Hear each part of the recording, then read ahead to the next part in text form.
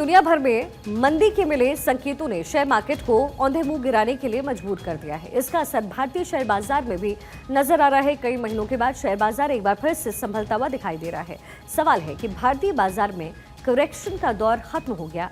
क्या भारतीय बाजार में पिछले 4 दिन में दिखी तेजी और अच्छे दिनों के संकेत, या फिर लोगों के बीच कंफ्यूजन का माहौल है जो ये मान रहे हैं कि भारतीय शेयर बाजार एक बार फिर से रफ्तार पकड़ेगा? इसलिए शेयर मार्केट में पैसा झोंका जा रहा है, या फिर डिफेंस सेक्टर में हुई डील भारतीय शेयर बाजार के लिए संजीवनी साबित हुई? ऐसा क्या है जो भारतीय शेयर बाजार को एक बार फिर से रफ्तार देगा? एक रिपोर्ट के जरिए आपको दिखाते हैं।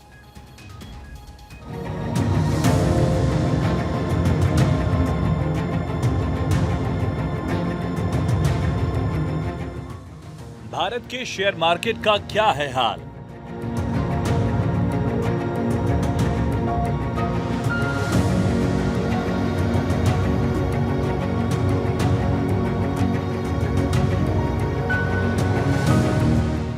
दो 2190 अंक चढ़ा, मार्केट तेजी से क्यों बढ़ा?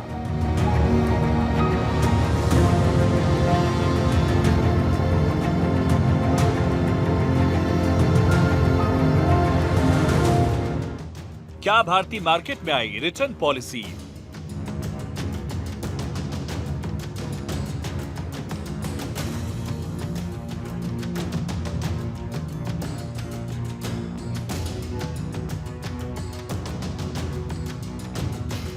क्या लौट आए शेयर मार्केट के अच्छे दिन?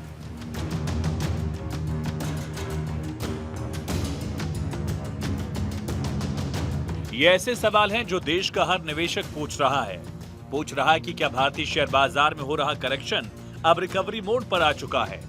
क्या जो पिछले कुछ दिनों में शेयर मार्केट में दिखे उछाल से निवेशकों के चेहरे खिले हैं, क्या वो आने वाले अच्छे दिनों की झांकी है? ऐसे में कुछ ऐसे सवाल जो भारतीय शेयर बाजार में आई तेजी के बाद लोग पूछ रहे हैं, क्योंकि पिछले 4 दिनों से भारतीय शेयर बाजार में तेजी देखने को मिली। अगर पिछले 4 दिनों के आंकड़े देखेंगे तो पता चलता है कि सेंसेक्स 2190 अंक चढ़कर 76,082 के पार चला गया है। वहीं निफ्टी भी 714 अंक चढ़कर 23,112 तक पहुंच गया। ये सिर्फ पिछले 4 दिन की कहानी है। सवाल है कि भारतीय शेयर बाजार में तेजी क्यों आई? जो शेयर बाजार महीनों से लगातार औंधे मुंह गिर रहा था, उस भारतीय शेयर बाजार में आखिर कौन सा चमत्कार हुआ कि सुधार दिखने लगा, जिससे एक बार फिर से निवेशकों के चेहरे खिल उठे? कई एक्सपर्ट्स को लग रहा है कि तेजी ऐसे ही बनी रह सकती है अगर कोई नेगेटिव खबर नहीं आती है तो। हाल में आई शेयर मार्केट की तेजी बहुत ही कंफ्यूज सिग्नल दे रही है। जहां एक तरफ राहत की खबर है, वहीं वो ये भी बता रही है कि अभी मुसीबत टली नहीं है। इस तेजी के 2-3 कारण है। पहला कारण इसका यह है कि मार्केट ओवरसोल्ड टेरिटरी में था और कुछ निवेशकों को यह भी लग रहा है कि शायद बॉटम बन चुकी है। और तीसरा कारण, जिस कारण से ये मंदी आई थी, हाल की मंदी की बात हो रही है, ट्रंप साहब के टैरिफ और दुनिया भर में ट्रेड को लेकर टेंशन्स। तो ऐसा लगने लगा है कि अमेरिका में जो इस वजह से मंदी आने की आशंका थी, वहां के कुछ फेड गवर्नर्स ने, कुछ ऑफिशियल्स ने यह स्टेटमेंट दिया है कि ये मंदी शायद ना आए। तो उसको लेके मार्केट जो गिर रहा था, तो वो गिरना थम गया, और जैसे ही गिरना थमा उसके बाद मार्केट चढ़ने लगी। हमें यह नहीं भूलना चाहिए कि भारत का जो आंतरिक अर्थव्यवस्था है वो सुदृढ़ है, उसमें कोई दिक्कत नहीं है। ये मंदी आ रही थी अंतर्राष्ट्रीय कारणों से, तो इस सब को लेके मार्केट उत्साहित है और मार्केट पिछले कुछ दिनों में चढ़ा है। परंतु ऐसा लगता है कि ये तेजी शायद लंबे समय तक ना चले, क्योंकि 2 अप्रैल से ट्रंप साहब ने रेसिप्रोकल टैरिफ, यानी कि उनके माल पर जो जितना इंपोर्ट ड्यूटी लगाएगा, कस्टम ड्यूटी, उतना ही वो भी लगाएंगे। उसको लेके चिंता बन सकती है। ये 2 अप्रैल से होगा। देखने वाली बात ये होगी कि ये 2 अप्रैल से जो नया ट्रेड टैरिफ लगेगा और पूरे विश्व पे लगेगा, उसका कितना असर होता है।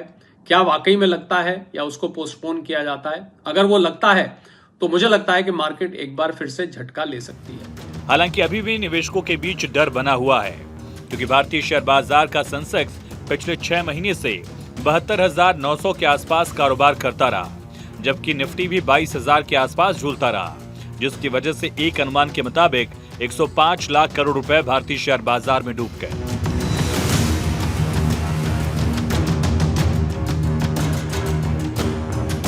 फरवरी में 40.86 लाख करोड़, जनवरी में 17.93 लाख करोड़ भारतीय निवेशकों के डूबे, जबकि दिसंबर 2024 में 4.73 लाख करोड़ रुपए, नवंबर में 1.97 लाख करोड़ रुपए डूबे, जबकि अक्टूबर 2024 में भारतीय निवेशकों के 29.63 लाख करोड़ रुपए डूब गए थे।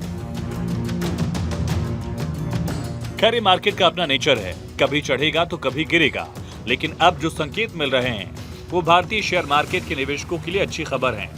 माना जा रहा है कि शेयर मार्केट में दिख रहा ग्रीन सिग्नल करेक्शन पूरा होने के संकेत दे रहा है।